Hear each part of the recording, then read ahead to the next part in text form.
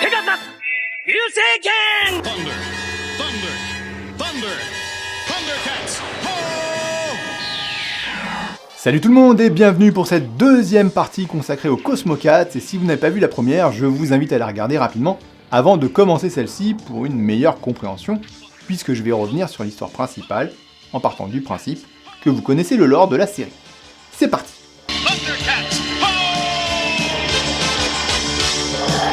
Alors c'est compliqué de vous résumer 130 épisodes, surtout que je ne vous cache pas que je ne les ai pas tous vus, du moins pas en entier, plutôt en version accélérée pour les besoins de la rétro en sautant les épisodes facultatifs. C'est préférable, d'autant qu'on alterne entre le bon et le moins bon.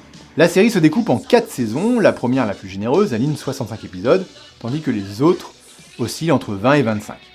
En France, je vous l'ai déjà dit, seule la première a été diffusée à l'époque, mais les 3 saisons suivantes ont été regroupées en une deuxième saison de 65 épisodes sortie en DVD en 2004, un reconditionnement maison pour coller au format connu du public. Côté narration, chaque épisode à quelques exceptions près, suit une mécanique bien huilée. Une péripétie surgit, les Cosmocats affrontent le vilain du jour, et l'affaire se conclut par une séquence moralisatrice, essentiellement lors de la première saison. Une petite leçon de vie, livrée avec sérieux, expliquant ce qu'il convient de faire dans telle ou telle situation. Ce genre de segment était monnaie courante à l'époque, non pas par souci d'éthique ou de formation civique, mais surtout pour rassurer les parents sur le caractère éducatif du programme. Une stratégie bien rodée pour que les enfants puissent regarder tranquillement et réclamer les figurines à Noël. Chaque saison à partir de la deuxième débute avec une mini-histoire de 5 épisodes, il y en a même 2 qui se suivent lors de la deuxième saison. Donc, avant de commencer, si vous voulez un conseil de visionnage sans tout vous taper, je vous conseille les 2 premiers épisodes, les 5 relatifs aux épreuves de Starlion, les 10 premiers épisodes de la seconde saison, les 5 premiers de la troisième et de la quatrième saison, et enfin les derniers épisodes de chaque saison. Ce qui nous amène en tout à 31 épisodes. Ou alors, vous vous contentez du petit résumé qui va suivre.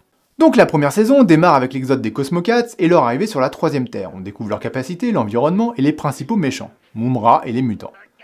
En fait, cette première saison relève de la quête identitaire de Starlion puisque l'apothéose demeure les épreuves d'onction, d'adoubement, du futur seigneur des Cosmocats qui n'ont pas été correctement diffusés. Car normalement, ce sont 5 épisodes et autant d'épreuves qui se font suite et se déroulent sur 5 jours. Lors de la diffusion, ils étaient entrecoupés d'autres épisodes, aux États-Unis comme en France d'ailleurs. Au final, Starlion va devoir surmonter 5 épreuves. L'épreuve de force durant laquelle il devra affronter Panthéro, l'épreuve de la vitesse qui l'opposera à Félibel dans une course épique, l'épreuve de la ruse qu'il relèvera en affrontant Willikit et Kat, l'épreuve du pouvoir mental face à Tigro, et enfin l'épreuve du mal, au cours de laquelle il devra défaire le puissant Mumm-Ra. Bien évidemment, Starlion gagne contre Mumm-Ra et devient le chef des Cosmocats. Et d'ailleurs, cet épisode aurait pu conclure magnifiquement la série. Mumm-Ra reviendra évidemment puisqu'il sera normalement défait de manière définitive dans le 65e épisode, après avoir utilisé l'apparence de Starlion pour le combattre. Enfin, de manière définitive.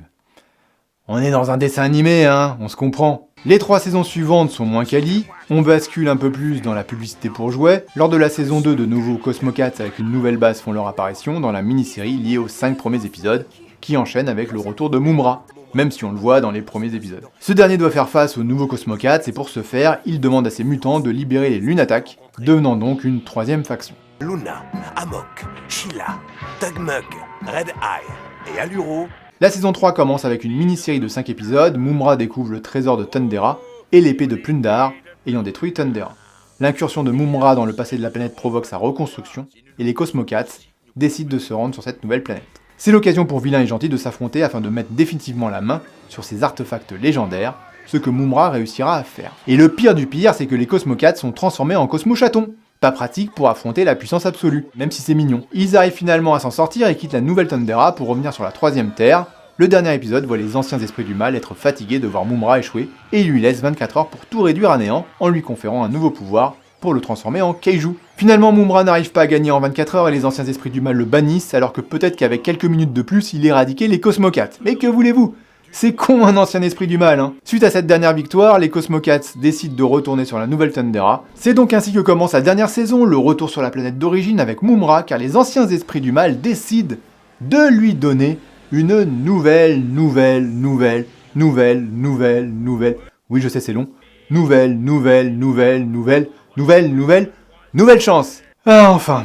Bah oui, plutôt que de créer un nouveau personnage badass, c'est mieux de recycler les anciens. Ce dernier ressuscite Grune, le Cosmocat du côté obscur, qui arrive à briser l'épée des présages, que le forgeron Char réparera. Grune sera finalement vaincu et nos héros partiront défier Mumm-Ra, encore qu'ils arriveront à vaincre. Encore. Jusqu'à ce qu'on le revoie dans l'épisode suivant. Encore. Bon, après tout, c'est normal, hein, il est éternel, donc il est immourable. Suivons d'autres aventures random sur la nouvelle Thundera. Lors du dernier épisode, Pantero réussit à utiliser la clé des présages et fait apparaître le gardien des présages, qui annonce aux Cosmocats qu'ils ont 24 heures pour emmener divers objets aux quatre coins de la planète, sinon les conséquences seraient terribles. Bien sûr, Mumm-Ra s'en mêle et Starlion finit par l'affronter. Incroyable, hein, qui l'eût cru. La série finit sur une fin ouverte dont la storyline sera reprise dans les comics, car oui, il y a des comics, et c'est ce que l'on va voir pas plus tard que maintenant. Thundercats, ho! La production s'associe à Marvel pour publier des comics et cette dernière va utiliser sa marque créée pour exploiter les licences populaires comme Musclor. Cosmocats est l'un des premiers titres de la marque et est composé de 24 numéros sortis entre 1985 et 1988. Certains numéros reprenaient des épisodes de la série et d'autres proposaient du contenu original.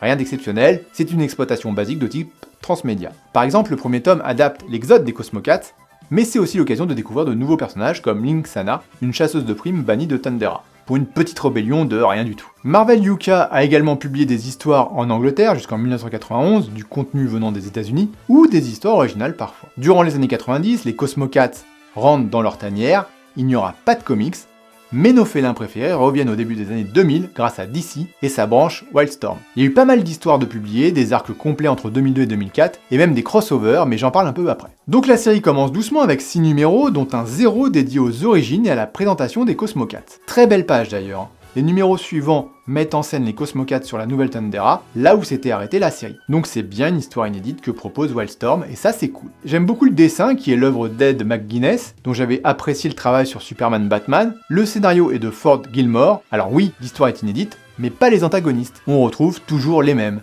Cela étant, l'arc narratif se termine avec Starlion qui entre dans le livre des présages pour s'entraîner et devenir plus puissant, afin d'affronter les menaces auxquelles font face les Cosmocats. Il est précisé d'ailleurs au lecteur que quelques années dans le livre correspondent à quelques jours en réalité. Ça doit vous rappeler quelque chose si vous êtes fan de Dragon Ball d'ailleurs. Cette décision prépare le second arc narratif, beaucoup plus sombre. Entre les deux arcs narratifs sort un sourcebook assez classique, revenant sur les personnages principaux et secondaires. En 2003 arrive un nouvel arc narratif, donc toujours imaginé par Gilmore, 5 ans.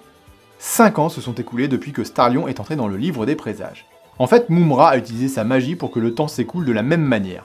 Starlion pensait n'être parti que quelques jours dans le monde réel, mais non, et il découvre un monde en ruine dirigé par Mumm-Ra. L'arc narratif promet une résolution épique en 5 tomes. Dans la foulée, sort une nouvelle mini-série qui se déroule 10 ans plus tard. Dogs of War, écrit cette fois-ci par John Layman. Et comme les jumeaux rusés sont maintenant des vieux, il fallait bien de nouveaux jumeaux rusés, Willy Cub et Willy Cat, qui se trouvent être les enfants de Felibel. Et, d'après vous, si je vous montre le premier, y'en a qui pensent Starlion ici? Ouais. Et si je vous montre celui-là?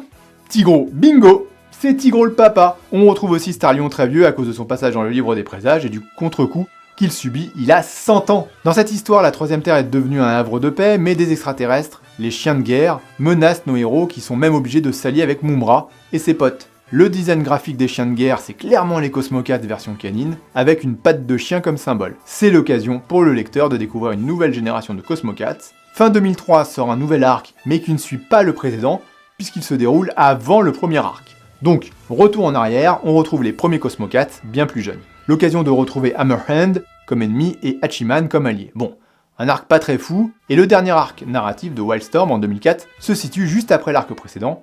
Pas mal de combats, un dessin auquel je n'adhère pas des masses, une histoire classique et forcément sans grand risque pour les protagonistes, hein. C'est tout le problème des histoires insérées avant une autre. Et le retour d'un faux Starlion aussi, hein. Une histoire dispensable. Donc. Très franchement, les 3 premiers arcs, oui, les 2 autres, non. Avant ce dernier arc, il y a eu un one-shot en 4 chapitres dédié aux héros et méchants. Le premier concernait Mumm-Ra, le second Felibel, avant qu'elle ne se découvre son pouvoir de super vitesse. Le troisième au père de Starlion, et le dernier à la naissance de Thundera. Dans la foulée, un second one-shot est publié, 4 nouvelles histoires. La première raconte le conflit entre Grune et Jaga, la deuxième est dédiée à Tashi, un perso random du dessin animé dans une ambiance graphique très Disney. La troisième relate l'histoire de l'épée des présages et de son premier manieur, Lord Kugarta. La dernière est centrée sur la destruction de Thundera. Il faudra ensuite attendre près de 20 ans pour retrouver les Cosmocats en comics, hors crossover.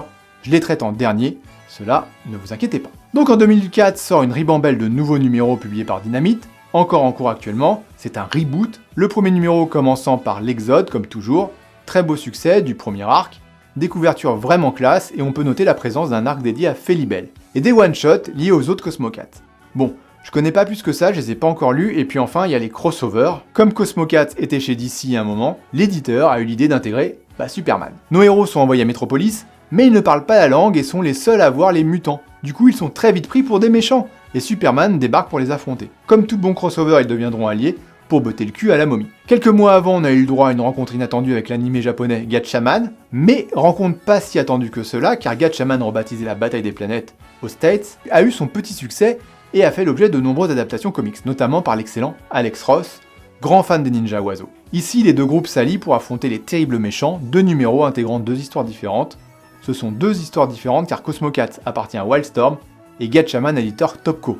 Du coup, chaque éditeur a proposé son histoire, sa version. Les 2 couvertures alternatives des 2 numéros sont assurées par Alex Ross et peuvent être alignées pour former une plus grande image. Elle est magnifique. En 2016 sort un crossover très attendu, 13 années 80 avec Musclor. Les anciens esprits du mal expliquent à Mumra que l'épée du pouvoir de Musclor peut vaincre Star-Lion. Grâce à un vil subterfuge, Mumra récupère l'épée tout en empalant Adam, pas encore transformé, mais qui finit par se transformer quand même pour reprendre l'épée. Bah oui, sinon on n'aurait pas pu appeler ça He-Man et les Thundercats, hein.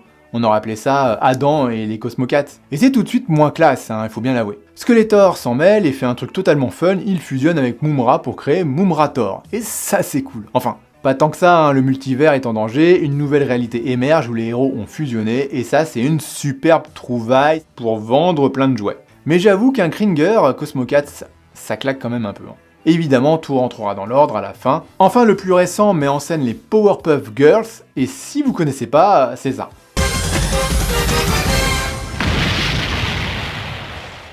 Bon bah voilà, en tout début d'année est sortie une histoire en plusieurs numéros, dont le dernier date d'octobre. Thundercats, ho! Les Cosmocats ont eu le droit à 2 reboots, et là on a peur, très peur. Sorti en 2011, le premier propose une saison unique de 26 épisodes. L'univers reste familier, la troisième terre, les personnages emblématiques, les enjeux moraux, mais plusieurs éléments sont revisités, parfois avec audace, parfois avec maladresse. Le style graphique est sans doute l'aspect le plus clivant, l'animation est soignée, dynamique, influencée par les codes de l'animation moderne, mais certains designs ont de quoi faire grincer des dents. On sent que le reboot veut séduire un nouveau public, mais au prix d'une certaine identité visuelle. J'ai noté quelques soucis de localisation, je comprends assez mal pourquoi les traducteurs ont gardé le nom de Felibel par exemple, et pas celui de Star-Lion, en le remplaçant par l'original.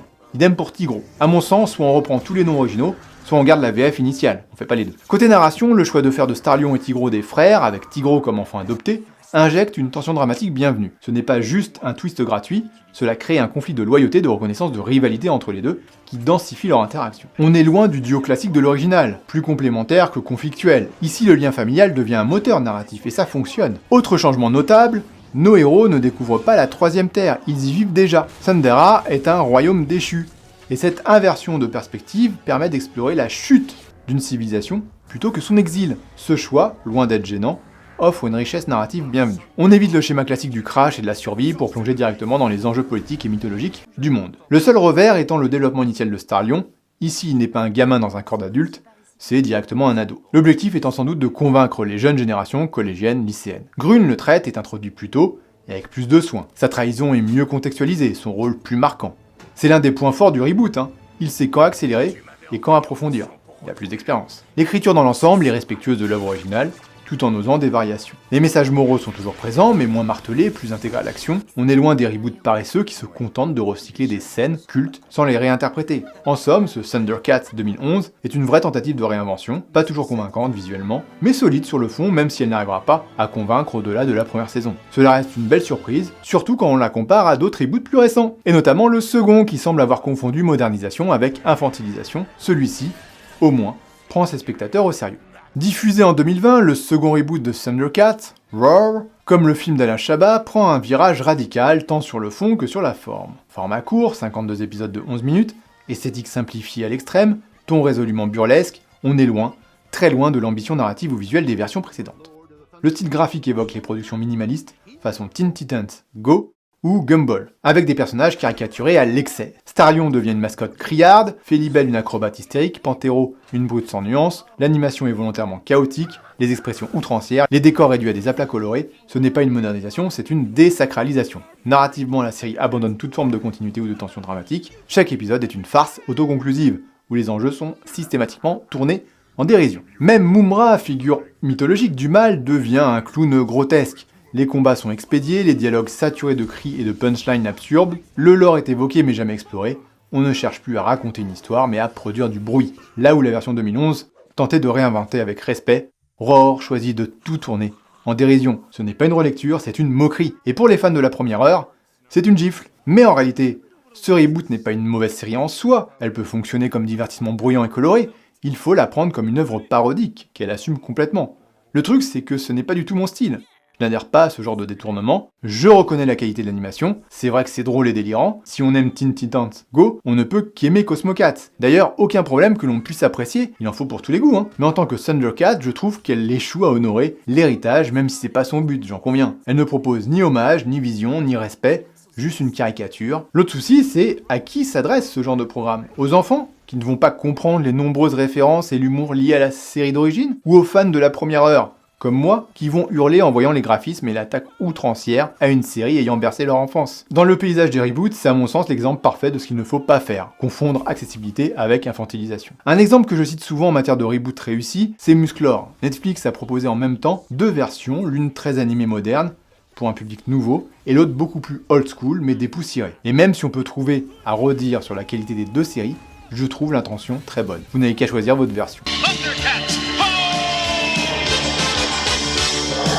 Dans les années 80, plusieurs gammes de jouets Cosmo Cats ont vu le jour, mais la première ligne officielle ne vient ni de Hasbro ni de Mattel. C'est LJN qui s'en charge, une boîte américaine fondée en 1970, spécialisée dans les jouets sous licence. Peu connue en France, elle a pourtant marqué son époque avant de se reconvertir dans le jeu vidéo à la fin des années 80, et d'être absorbée par Acclaim en 1990, puis de disparaître en 1995. Parmi ses trophées, E.T., Gremlins, Voltron, Tiger Sharks. Et côté jeux vidéo, quelques titres bien connus des fans du genre du grenier comme Retour vers le futur.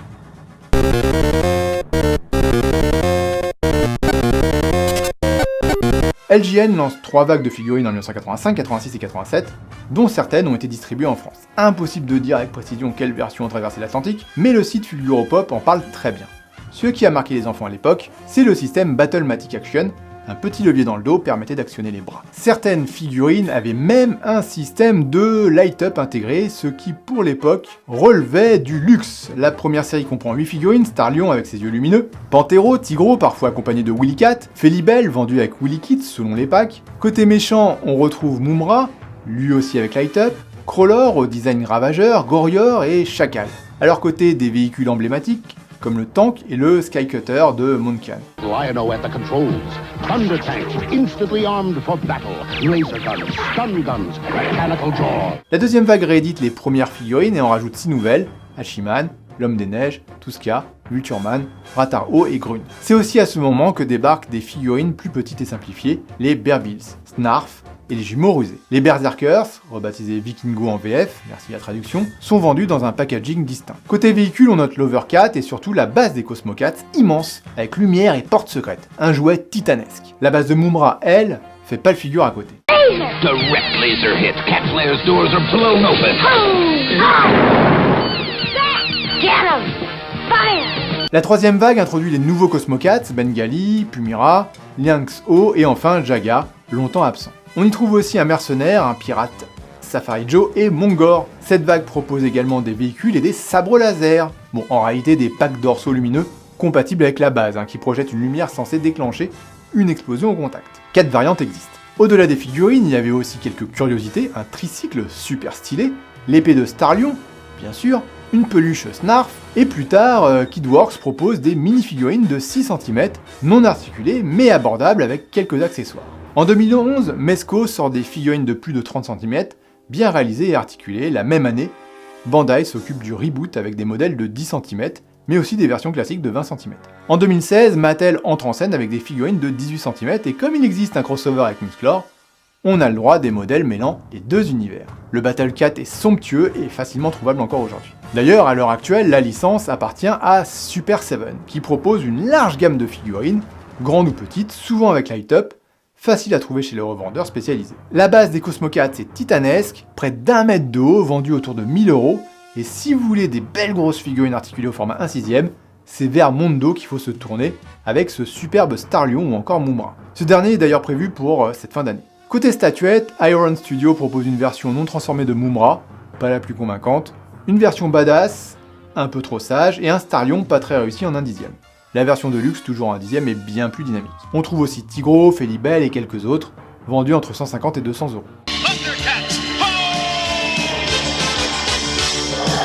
Le tout premier jeu Cosmocats est sorti sur Amstrad, Amiga et quelques autres bécanes de 1987. Produit par Elite System, le jeu met en scène Starlion dans un platformer de 14 niveaux. Mumra a volé l'œil de Thundera, et notre héros va devoir le récupérer grâce à son épée fabuleuse, mais sans l'œil du coup. Je me demande d'ailleurs pourquoi Mumra pique pas l'épée en même temps que l'œil, qui est serti dedans. Mais bon, sans doute parce qu'il fallait une arme au héros pour avancer dans l'histoire. Le développement du jeu n'a pas été de tout repos, Elite a confié le développement à une autre boîte tout en développant son propre jeu au cas où les délais ne seraient pas tenus. Pas de chance, aucune des deux boîtes ne tient les délais. Du coup, Elite a récupéré un jeu d'action presque terminé, Samurai Dawn, et a changé les graphismes pour mettre des sprites Thundercats. Quant aux deux autres jeux développés, ils sont pas tombés dans l'oubli, l'un des deux est devenu Beyond the Ice Palace, qui a même été proposé à Capcom pour être une suite au célèbre Ghosts and Goblins. Et pour ceux qui ont joué sur les machines des années 80, Beyond the Ice Palace doit vous parler aussi, c'est un très très bon jeu, pas facile mais bien ficelé. Contrairement à l'autre, qui est devenu Bomb Jack 2. Alors avant de vous montrer la preuve, je vous rappelle que Bomb Jack, premier du nom, est un jeu d'arcade de 1984, porté ensuite sur d'autres supports. Moi je l'avais sur Amstrad 6128 et je l'adorais ce jeu. On dirige un petit bonhomme qui doit récupérer des bombes dans divers décors, tout en évitant les ennemis. Vous voyez le graphisme ? Eh bien pour le 2, on a un truc un peu différent. Vous voyez le sprite là, avec la permanente et le slip ? Ça ressemble plus à Starlion quand même, plutôt qu'à Bomb Jack. Quant à la musique, vous l'avez reconnu.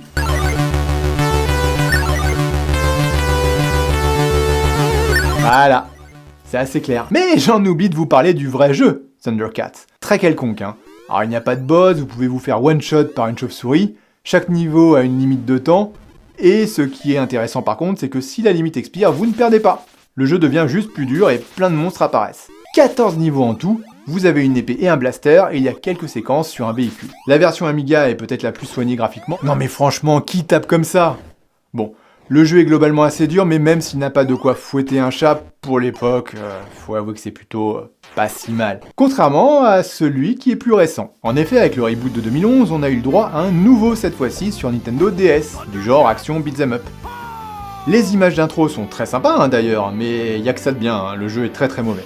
Graphiquement ça passe, surtout sur un petit écran, mais la jouabilité fait très mal, parfois très dur, répétitif.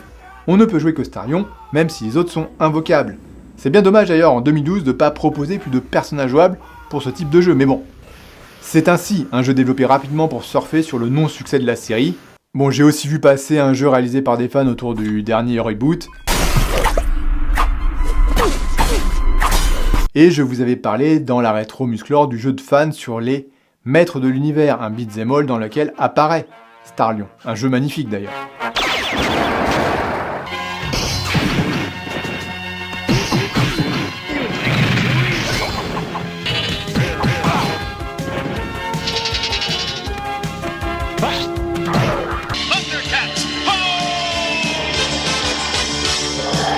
Cosmocats, c'est l'ovni félin du bestiaire des années 80. Un outsider dans une jungle de franchises testostéronées calibrée pour vendre du plastique et du muscle. Musclor avait ses pecs, Transformers ses mécaniques, G.I. Joe ses uniformes, Cosmocats, lui, avait des félins humanoïdes, en juste corps, une épée qui fait office de 4 signal, et une momie bodybuildée qui hurle dans une pyramide. Et contre toute attente, ça fonctionne. Pourquoi ? Parce que derrière l'emballage américain, il y a une âme japonaise. Une vraie. Des animateurs qui savent cadrer, qui savent rythmer, qui savent donner du souffle à des scènes qui, sur le papier, tiennent du délire. À l'époque, je ne le savais pas, mais mon cerveau d'enfant, lui, avait capté que quelque chose clochait, dans le bon sens. Alors oui, les épisodes sont inégaux, certains sont des pépites, d'autres des purges, la saison 2 sans le réchauffer, les combats sont parfois expédiés comme une réunion du vendredi soir, et l'animation a des trous d'air dignes d'un vol low cost. Mais malgré tout ça, la série tient debout, parce qu'elle ose le mélange des genres, science-fiction, heroic fantasy, mysticisme, technologie, sans jamais sombrer dans le gloubi-boulga indigeste. Les personnages sont marquants, chacun peut choisir son félin totem, le leader noble, le costaud bourru, la grâce félinée, les gamins turbulents, le sage plein d'esprit. Et en face, Mumra, un méchant qui ne se contente pas d'être vilain, il est théâtral, terrifiant, il incarne une peur archaïque, une malédiction qui suinte la décrépitude. Et ça, c'est rare. Quant au générique, une tuerie, Jean-Claude Corbel y met une intensité quasi opératique. Et la VF, sans être parfaite, a ce petit grain d'époque qu'on ne retrouve plus. C'est dommage qu'on n'ait eu qu'une seule saison en France, mais c'est aussi ce qui en fait un objet culte, fragmenté, Imparfait, mais gravé dans nos rétines. Cosmo Cat, c'est un sabre dans la brume, une série qui n'a pas peur d'être bizarre, ambitieuse, parfois bancale. Mais qui, dans ses meilleurs moments, touche à quelque chose de plus grand, l'épopée, le mythe, le frisson. Et si vous avez ressenti ne serait-ce qu'un frémissement en entendant Cosmo Cat, alors cette rétro n'était pas juste un hommage, c'était un signal, celui de l'œil de Thunderbolt. Cosmo Cat!